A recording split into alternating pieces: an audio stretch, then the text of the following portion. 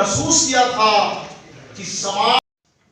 चंडी प्रखंड स्थित जैतीपुर निजी सभागार में चंद्रवंशी चेतना मंच के द्वारा नव वर्ष व मकर संक्रांति के मौके पर पत्रकार एवं जनप्रतिनिधियों का सम्मान समारोह का आयोजन किया गया। सम्मान समारोह के मौके पर मुख्य अतिथि के रूप में पहुंचे पूर्व मंत्री प्रेम कुमार, विशिष्ट अतिथि एमएलसी रामबली सिंह चंद्रवंशी, अति पिछड़ा आयोग के पूर्व सदस्य प्रमोद सिंह चंद्रवंशी के अलावा विभिन्न दलों के नेताओं एवं चंद्रवंशी समाज के सैकड़ों लोग शामिल हुए। जबकि कार्यक्रम की अध्यक्षता पूर्व प्रखंड अध्यक्ष डॉक्टर सुबोध कुमार चंद्रवंशी के द्वारा की गई। वहीं मंच संचालन समाजसेवी पप्पू चंद्रवंशी के द्वारा किया गया। इस अवसर पर पूर्व मंत्री ने कहा कि जब तक चंद्रवंशी समाज संगठित एवं सशक्त नहीं होगी तब तक सभी राजनीतिक दल उन्हें मान सम्मान नहीं दे सकती। इसीलिए समाज को संगठित करना एवं सशक्त बनाने का काम करें, तभी अपना हक ले सकेंगे। उन्होंने कहा कि आज अति पिछड़ी जातियों में बिहार सरकार के द्वारा कई मजबूत जातियों को जोड़ दिया गया है, जिससे अति पिछड़ा समाज के मूल जाति के लोगों को आरक्षण में हानि हो रही है। वहीं एमएलसी रामबली सिंह चंद्रवंशी ने कहा कि अपने अधिकार को समझना पड़ेगा और अधिकार को समझकर हम सभी को आगे आना होगा। आज क्रांतिकारी परिवर्तन की ज़रूरत है। रोज कर्पूरी ठाकुर, महात्मा फूले और अंबेडकर पैदा नहीं होते हैं। अंबेडकर जी ने संविधान में जो वोट का अधिकार दिया था, बहुजन का राज होगा, वोट का मतलब बताया था कि छोटा राज आएगा, लेकिन 75 वर्ष हो गए, वोट से छोटा का राज नहीं आया है। हम सभी लोगों को एक साथ आना होगा, तभी हम लोगों का राज आएगा। वहीं समाजसेवी पप्पू कुमार चंद्रवंशी ने कहा कि चंद्रवंशी समाज के पंचायत प्रतिनिधियों एवं पत्रकारों को नव वर्ष के मौके पर सम्मान समारोह के माध्यम से समाज के उत्थान को लेकर चर्चाएं की गई, ताकि समाज के हर क्षेत्र के लोग समाज को संगठित एवं सशक्त बनाने में अपना योगदान दे सके, ताकि समाज को सशक्त बनाया जा सके। और मीडिया प्रभारी भाइयों को तो तालियां बजाइए।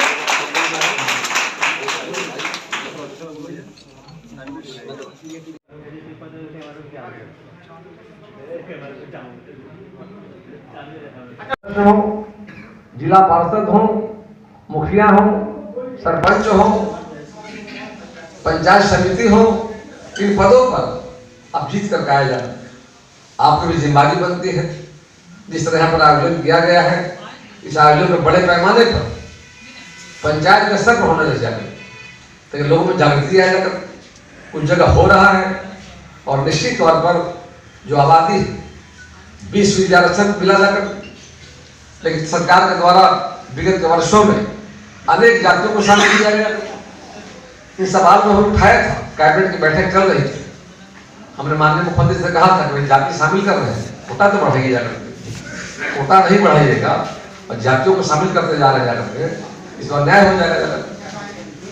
मित्रों, साथियों, पूर्व के साथियों ने काफी विस्तार सारी बातों को रखने का काम किया है और समय की तगाजा और मांग है जाकर। निश्चित तौर पर काफी संख्या में अति पिछड़ा वर्ग के जातियों में जो शामिल किए गए हैं, लगभग 28 जातियों को शामिल जो किया गया है, उससे पिछड़ों का काफी हित हो रहा है। सरकार को विचार करना चाहिए और कोई रास्ता निकालना चाहिए, तो कोटा हमारा बढ़े जाकर जो आरक्षण हमारा सरकारी मंडियों में है, पंचायती राज्य में है, उसको आबादी के हिसाब से बढ़ाने का सरकार काम करे जाकर। सरकार नहीं करती है तो पिछड़ा वर्ग के साथी हमारी अपील हो कि आप बुलंद होकर के अपनी आवाज को बुलंद करें। आपके साथ आपका भाई प्रेम को आपके साथ रहे। अपने अधिकार को समझना पड़ेगा और अधिकार समझ करके जो राजनीति में करने वाले हमारे अति पिछड़ा वर्ग के साथी हैं, उनकी मजबूरी थोड़ी सी हो सकती है, लेकिन जो सामान्य वर्ग के लोग हैं, जो जनप्रतिनिधि जीत कर क्या है पंचायती राज व्यवस्था में, उनके ऊपर हमारी जिम्मेवारी है कि बिहार में अब समय आ गया है, रोज कर्पूरी ठाकुर पैदा नहीं लेंगे, रोज महात्मा फूले और अंबेडकर पैदा नहीं लेंगे। अंबेडकर ने जो संविधान में अधिकार दिया था, बहुजन की बात किया था, वोट का राज का मतलब बताया था कि छोट का राज आएगा, लेकिन आज दुख की बात है कि 75-76 वर्ष हो गए, वोट का राज मतलब छोट का राज नहीं आया। इस समय अंबेडकर संविधान बना रहे थे, कंस्टिट्यूएंट असेंबली का जाके डिबेट आप 9 वॉल्यूम में रिपोर्ट है, पढ़िए। उस समय जो ब्राह्मण लोग थे, गोखले, तिलक वगैरह लोग, तो संविधान में क्या बोलते थे?